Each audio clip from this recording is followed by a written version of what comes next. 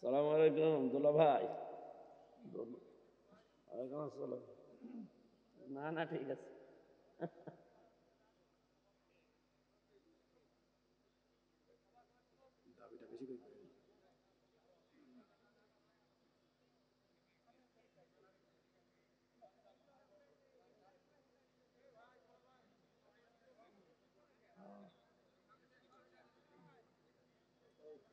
আপনার পরিচয় না, আপনার সাথে আমার এমনিও পরিচয় আছে।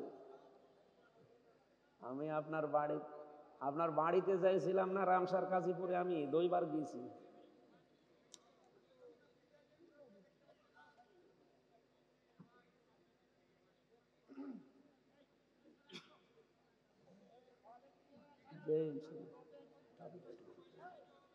আপনার ওই একটা রোগের কথা শুনছিলাম। হ্যাঁ হ্যাঁ হ্যাঁ, আলহামদুলিল্লাহ।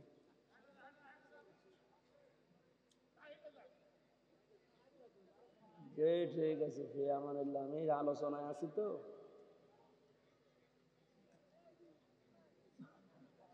জি, আল্লাহ হাফেজ। আসসালামু আলাইকুম। প্রধান অতিথি আজকে আমাদের অ্যাডভোকেট রুহুল কুদ্দুস তালুকদার দুলু সাহেব। এত গরম লাগে, একটু ভরিয়ে দিবে না, ভেতরে ঘেমে গেলে তো আবার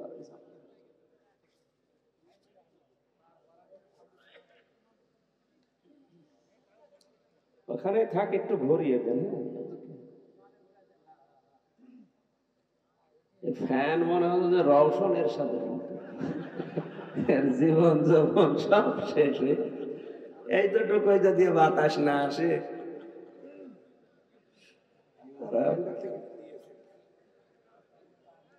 ঠিক আছে, প্রশ্ন যা দেবেন মনোজাতের আগে দেবেন। যাদের আছে ভাই বোনেরা, যাদের প্রশ্ন আসে লিখে রাখবেন, মোনাজাতের আগে পাঠিয়ে দেবেন। আমরা কথা বলবো, ঘন্টাখানিক কথা বলবো ইনশাআল্লাহ। থাকবেন না? ঘন্টাখানিক সময় দেন। যেহেতু তাফসীরুল কোরআন মাহফিল লিখেছেন, নির্ধারিত আয়াতের উপরে আমরা তাফসীরের মূল নীতি 15টা, যতটুকু পারি আমরা চেষ্টা চালাচ্ছি। কথা বন্ধ করে একটি ঘরে দিকে। সম্মানিত ভাইরা, আমরা কথা তুলছিলাম কি, বাংলাদেশ সহ বিশ্বে এখন বিভিন্ন জায়গায় মুসলমানকে অশান্ত করার জন্য বিভিন্ন জাতি গোষ্ঠী চেষ্টায় আছে। তার ভেতরে অন্যতম এই ভারতের উগ্রপন্থী কিছু হিন্দুরা। এরা যা আরম্ভ করছে আপনারা দেখতে পাচ্ছেন। 1157 সাল থেকে শুরু করে এই আজকের দিন পর্যন্ত ভারতে প্রায়, আমি যতগুলো তালিকা পেয়েছি, যারা শাসন করেছে 5 বছর 7 বছর 10 বছর এভাবে যারা শাসন করেছে, তার ভেতরে 710 বছর একাধারে মুসলমানেরা শাসন করেছিল। এতদিনের ভেতরে কোনো হিন্দু মুসলমানের টার্গেট ছিল না। কি এর আগেও যারা ছিল তাদের দ্বারাও মুসলমানেরা টার্গেট ছিল না। কিন্তু এখন যিনি আছে, পৃথিবীর নিকৃষ্ট মানুষ 6 জন, তার ভেতরে এই নরেন্দ্র মোদী আছে। এই লোকটার নাম আমি মুখে নিলে আমার কেমন যেন মনে হয় আরেকবার ওযু। এটা টাটকা নির্ভেজাল শয়তান। আমি তার শয়তান দেখিনি কোনোদিন, যদি দেখতাম আমার মনে হয় এরকম। এই যে এত শয়তানি করতো, শয়তানকেও ছাড়িয়ে চলে গেছে। আর মানুষ এত নিকৃষ্ট হয় কি? আমার মনে হয় ওর সাথে যদি জানোয়ারের তুলনা দেয়, জানোয়ার বলবে হুজুর আপনি মাফ করেন আমার, ওর সাথে আমার তুলনা দেবেন না, কারণ ওর চাইতে আমি ভালো। যাদের শ্রবণ শক্তি আছে, শোনার পরেও তারা না শোনার ভান করে থাকে। যাদের দর্শন শক্তি আছে, এটা দেখার পরেও না দেখার ভান করে থাকে। যাদের হৃদয় আছে, কলব আছে, অন্তর আছে, ভাবার পরেও ভাবে না। আল্লাহ বলেন এগুলো মানুষ বলা ঠিক না। উলাইকা কাল আনআম বাল হুম আদাল, এরা জানোয়ারের চাইতেও খারাপ। উলাইকা হুমুল গাফিলুন, এরা গাফিল। এই জন্য এদের কানে এগুলো হয়তো পৌঁছাবে না, কিন্তু হালকা পাতলা যাদের বিবেকে কাজ করে তারা এর পেছনে থাকে। কিভাবে থাকে? আমাদের বাপ দাদা পূর্বপুরুষ যারা, তারা ভারতবর্ষে বহু জায়গা অক্ষ করেছিল। ওরা এখন এই অক্ষ আইন নতুন করে তৈরি করে মুসলমানদের এই সম্পদগুলো মসজিদের জায়গা বলে, খানকার জায়গা বলে, ঈদগার জায়গা বলে, মাদ্রাসার জায়গা বলে, সবগুলো এখন তারা দখল করে নিজেদের দখলে নিয়ে নিচ্ছে। শুধু এদের ভেতরে না, তাম পৃথিবীতে আরো একটা নিকৃষ্ট জাতি আছে, তারা ইহুদি। 1940 সালে তাদেরকে যে আমাদের রোহিঙ্গাদের মতো থাকতে দিয়েছিল এই ফিলিস্তিনের ভাই বোনরা, দয়া করেছিল তাদের প্রতি, অথচ দেখেন এখন তারাই দয়ার পাত্র হয়ে গেছে। তাদেরকে নিজেদের বাড়ি ঘরকে উৎখাত করে তাড়িয়ে সেই জায়গা তারা দখলবাজি করে সব নিজেদের আয়ত্তে নিয়ে নিচ্ছে। পৃথিবীর মুসলিম শাসক যারা আছেন, 57টা মুসলিম দেশ আছে পৃথিবীতে, এটা রেকর্ড হচ্ছে, এই জন্য জানাচ্ছি।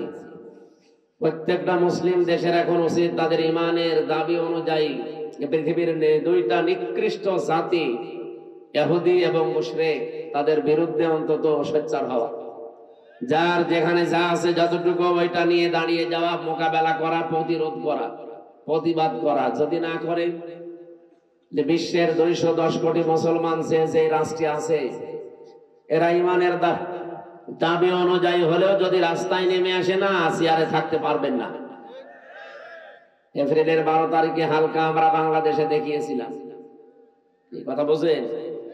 12 তারিখে দেখানোর পরেই 13 তারিখে অলরেডি একটা বৈঠক হয়েছে লন্ডনে, আপনারা হালকা পাতলা জানেন।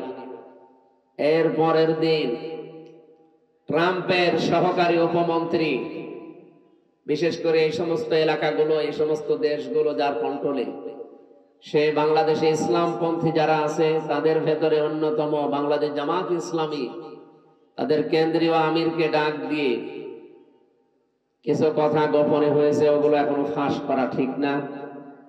আপনি চিন্তা করতে পারেন, ট্রাম্পের উপমন্ত্রী একজন বাংলাদেশ জামাত ইসলামী এবং ইসলামপন্থী যারা আছে তাদেরকে ডাক দিয়ে বৈঠক করে, এটা কি ভেতরে কোনো কারণই নেই নাকি? আমাদের নাম শুনলে যারা 2-3 বার করে বমি করে, আর তারা এখন ডাকতেছে। বিশ্ব দেখিয়ে দিয়েছে, বিশেষ করে এপ্রিলের 12 তারিখ বাংলাদেশ একটা ইতিহাস বানিয়েছে। এতদিন পর্যন্ত যারা এই দেশে অন্তত একটু হালকা পাতলায় আশায় ছিল যে ববু আবার আসবে, 12 তারিখের পর থেকে তাদের আশা গুড়ে পাল। এই জন্য 15 তারিখে যে মানুষগুলো ফ্যাসিস্ট ছিল, স্বৈরাচার ছিল, তাদের দোসর যারা, তারা এখন অনেকে জেলখানায় আছে, এখন অনেকে পালিয়ে আছে। জেলে 8 মাস পর্যন্ত আমরা দেখতাম তাদেরকে আদালতে তুলতে হলে জামায় আদরে নিয়ে যেত। কিন্তু গত পরশুদিন যা করেছে, পেছনে হাত বেঁধে হ্যান্ডকাপ লাগিয়ে কথা বললে চড় দেবে, এইরকম একটা দৃশ্য আমরা দেখতে পাই। তার মানে প্রশাসনে এখন বুঝতেছে যে না, ববুর দ্বারা আর হবে না। ববু যতই চাপাবাজি করুক না কেন, ও চাপা সব শেষ। এই জন্য এই সমস্ত মন্ত্রীদের, এমপিদের, এত বড় বড় নেতাদের সামনে প্রশাসন 2-3 হাত দূরে থাকতো, আর এখন পেছনে হাত বেঁধে চোরের মতো, ডাকাতের মতো নিয়ে যাচ্ছে। এতটুকুতে হবে না। আমার মনে হয় এদেরকে মাথায় দড়ি দিয়ে, ডান্ডা বেড়ি পরিয়ে আলেমদের সাথে যা করেছে এই 15.5 বছরে, ওদের সাথে তাই করা দরকার। কামরুল টাক কালকে দেখেছেন না কি করে হাত বেঁধে পেছনে নিয়ে যাচ্ছিল, মনে হচ্ছে যে গরু চুরি করেছে। আসলে তো এগুলো চোর ছিল। আমরা চাচ্ছি এই যে এই দেশে যারা এখন খুব বেশি বেশি বলছেন যে নির্বাচন চাই, নির্বাচন চাই, প্রত্যেকে আমরা এর পক্ষে আছি। কারণ এই দেশে যতদিন নির্বাচিত সরকার না বসবে, ততদিন পর্যন্ত অনেকের ষড়যন্ত্র বন্ধ হবে না। এটা বন্ধ করার জন্য নির্বাচিত সরকার মাস্ট বি দরকার, কিন্তু তার চাইতেও আগে দরকার যে 2732 জন মানুষ জীবন দিল, তাদের রক্তের অন্তত কিছু দেখা নেই। কেন তারা রক্ত দিয়ে গেল? কোনো কাজ নেই? আপনি কি মনে করেন আবু সাঈদের জীবনের কোনো দাম নেই? মুগ্ধর জীবনের কোনো দাম নেই? রায়হানের জীবনের কোনো দাম নেই? তার জীবনও আমার আপনার মতো নিজের কাছে এরকম মূল্যবান ছিল। এখানে গল্প করেন কোনটা? একটা কথা বলবেন, এদিকে তাকিয়ে থাকেন।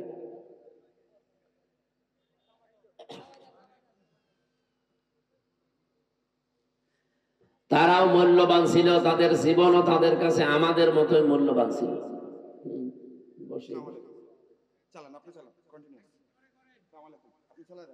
সম্মানিত ভাইরা, আমরা চাচ্ছি সবচাইতে বেশি যে মানুষগুলো এই 15.5 বছরে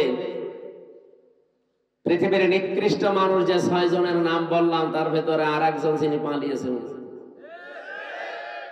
আপনি এখন ইন্টারনেটে সার্চ দেন, 6 জনের নাম আসবে পৃথিবীতে নিকৃষ্ট মানুষ তারা। তার ভেতরে নরেন্দ্র মোদী একজন। আমি নাম নিলাম না, আমাদের দেশের টান বদনাম হয়ে যাবে, রেকর্ড হচ্ছে তো, ওইটা একজন।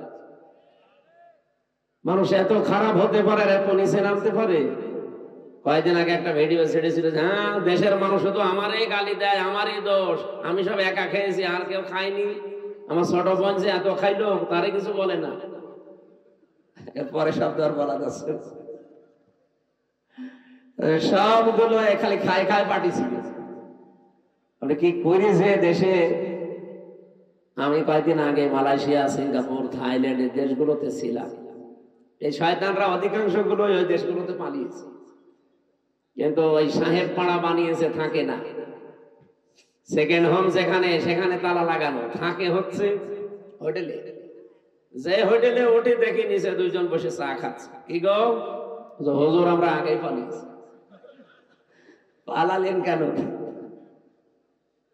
এমন কাজ কেন করা লাগবে যে অন্তত সিয়ার শেষ হলে পালানো লাগে? আর আপনি পালিয়ে হোটেলে কয়দিন থাকবেন?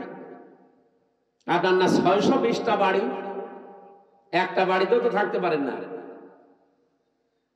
আপনার মাথা খারাপ হয়ে যাওয়ার কথা না যে একটা লোক 620টা বাড়ি, ও এক একটা বাড়িতে যদি 1 বছর পর্যন্ত থাকে।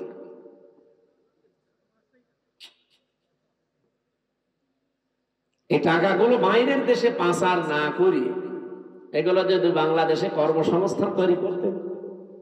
36 লাখ যুবক এখন বেকার বাংলাদেশে। এই মানুষগুলো দেখলাম বাইরের দেশে যে রাস্তা ঝাড়ু দেয়, রুটি বানায়, থালা বাসন আছে, পায়খানা ছাড়ে। এরা দেশে টাকাগুলো পাচার না করলে এই দেশের টাকা দিয়ে সম্মানজনক কর্মজীবন তৈরি করা যেত, কিন্তু নিজের এখন আর ভোগ করতে পারছেন না। আমাদের কপালেও আপনারা আগুন লাগিয়ে গেলেন। কি ঋণ এখন জানেন? এই দেশে এখন কেউ জন্ম নিলে 1,02,000 টাকা ঋণ তার মাথার উপর, অথচ এগুলো সব জন্য দায়ী এই 1628 জন মানুষ মাত্র। এই 1628 জন যদি ঠিক হয়ে যেত না, এই দেশটা মালয়েশিয়ার মতো ঠিক 2004 সাল থেকে দাঁড়িয়ে দিত। মালয়েশিয়ার মতো দেশ এই বাংলাদেশের থেকে প্রায় 5 ডবল এত বড় দেশ, অথচ এরকম সমতল ভূমি খুব কম, শুধু পাহাড় আর পাথর। এরকম একটা দেশকে মাহাথির মোহাম্মদ দাঁড় করিয়ে দিয়েছে, বিশ্বের বুকে আছে। আর আমরা যে জায়গায় ছিলাম আরো নিচে নামতেছি। বলে ডিজিটাল হয়েছে। কিসের ডিজিটাল? টাল হয়ে গেছে।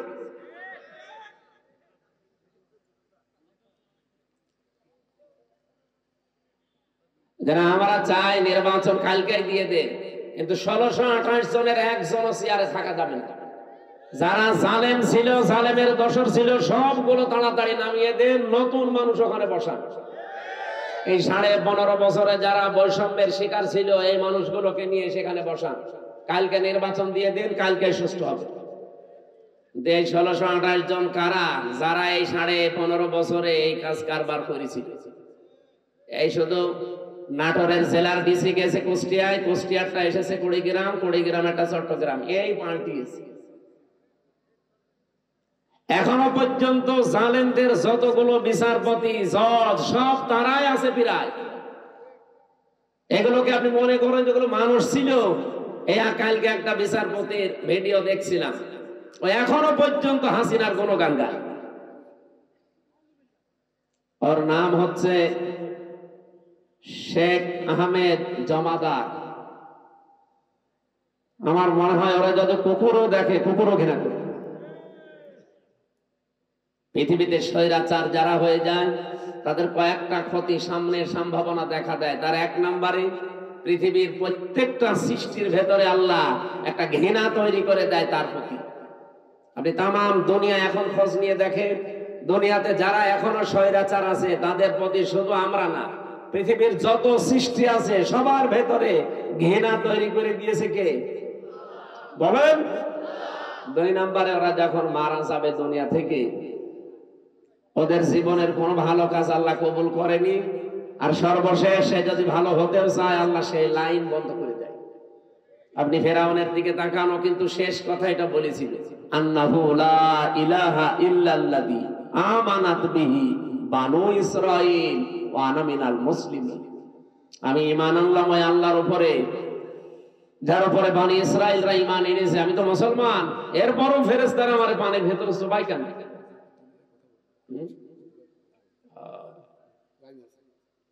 আসসালামু আলাইকুম দুলা ভাই।